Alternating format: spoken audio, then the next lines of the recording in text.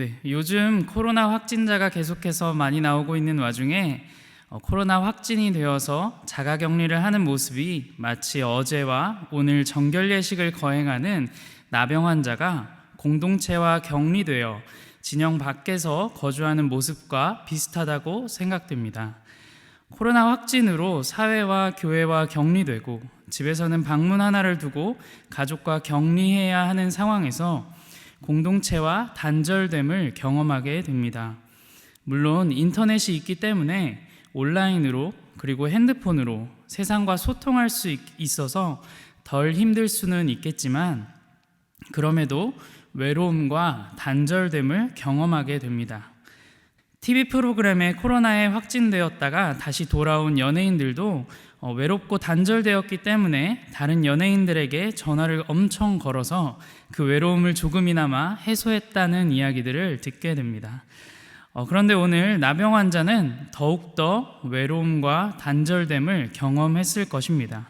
공동체에서 벗어나 핸드폰도 인터넷도 없던 시대에 더군다나 찢어진 옷을 입고 입술을 가리며 부정하다 외치고 그리고 먹을 것을 제대로 구하기도 어려운 상황에 놓여졌을 것입니다.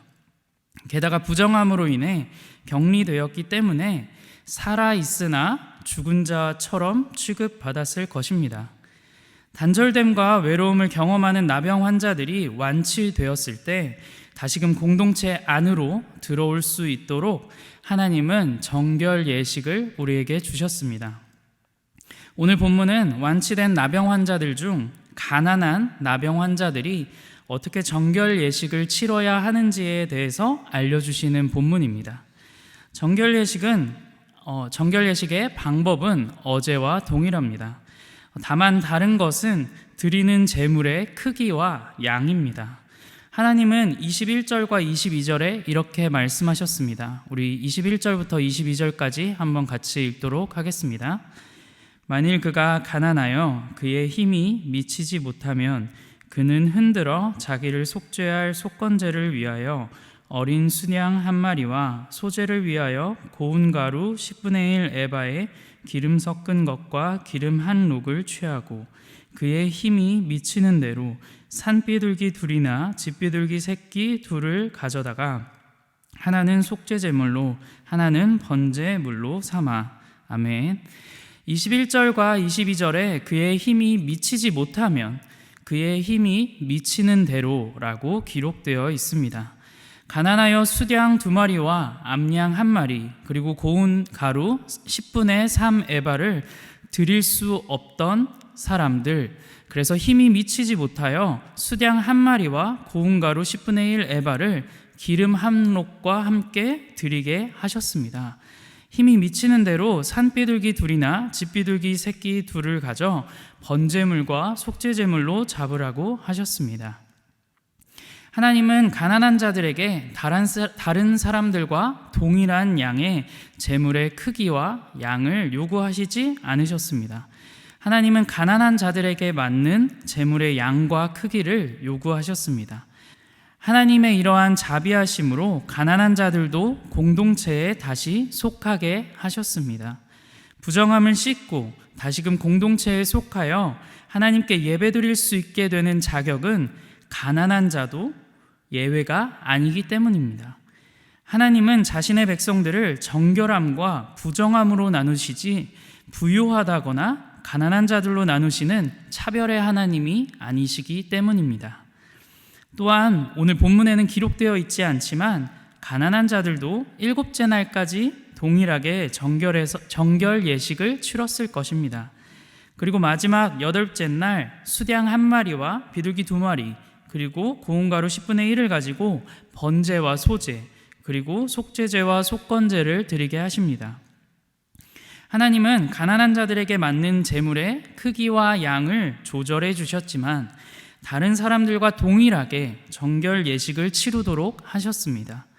공동체에 다시 속하고 거룩한 하나님의 백성으로서 하나님께 예배드릴 수 있기 위해서는 부정함을 씻어내고 정결함을 얻어야 하기 때문입니다.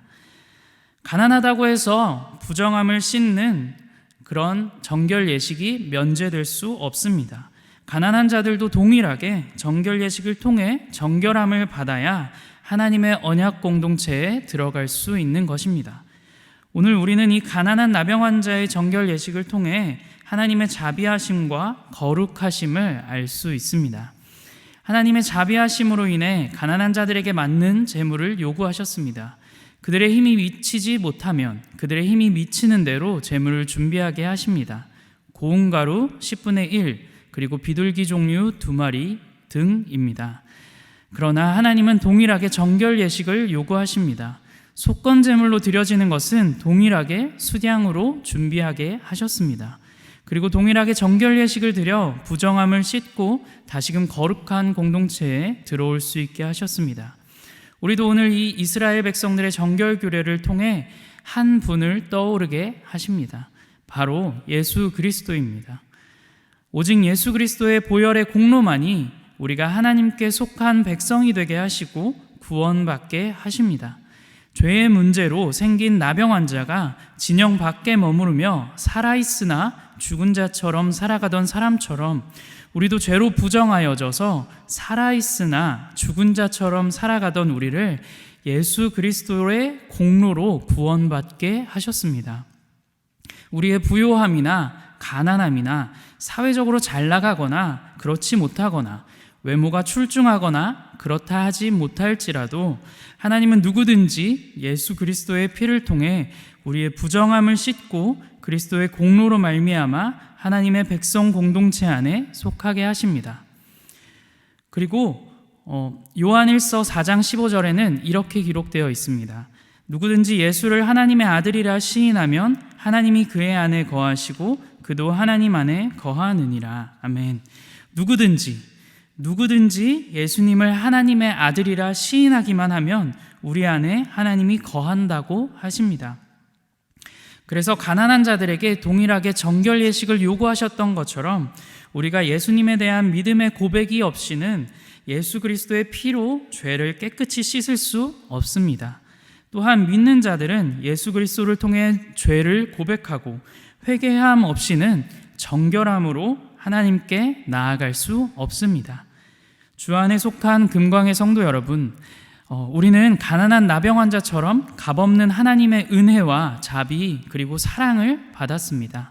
사회적으로 보기에 혹여 우리가 가난하고 연약하여서 무시받고 천대받는 상황이 올지라도 하나님은 그렇게 대하시지 않으십니다. 사회적으로 돈 많고 힘 있는 사람만이 누릴 수 있는 특권들, 특혜들이 있지만 하나님은 그렇게 하시지 않으십니다. 예배드릴 수 있는 특권, 하나님의 백성에 속하여 하나님의 공동체에 참여하는 것은 차별 없으신 하나님의 사랑 그리고 자비의 은혜입니다. 우리가 바로 그 사랑과 은혜를 받은 자들입니다. 오늘도 이 사랑과 자비를 받은 자처럼 살아가시기를 바랍니다. 하나님은 가난한 자도 정결함을 받아 공동체 안에 다시 속하여 살아가게 하셨지만 가난한 자들의 정결 예식을 힘이 미치는 대로 준비하게 하셔서 드리게 하셨습니다. 우리의 힘이 미치는 만큼 우리도 하나님께 헌신하며 살아가시기를 바랍니다. 힘이 미치는 곳 어디에서든 내가 받은 은혜와 사랑을 베풀며 살아가시고 힘이 미치는 곳 어디에서든 하나님을 찬양하고 삶으로 예배하는 성도님들이 되시길 소망합니다. 오늘 하루 차별 없이 사랑을 베푸시고 자비의 은혜를 베풀어 주시는 하나님을 기억하며 우리도 하나님을 따라 힘이 미치는 대로 내가 속한 자리, 내가 있는 자리에서 주를 위한 헌신의 마음으로 사랑과 자비를 베푸시는 금광의 모든 성도님들이 되시길 주님의 이름으로 축복합니다. 함께 기도하시겠습니다.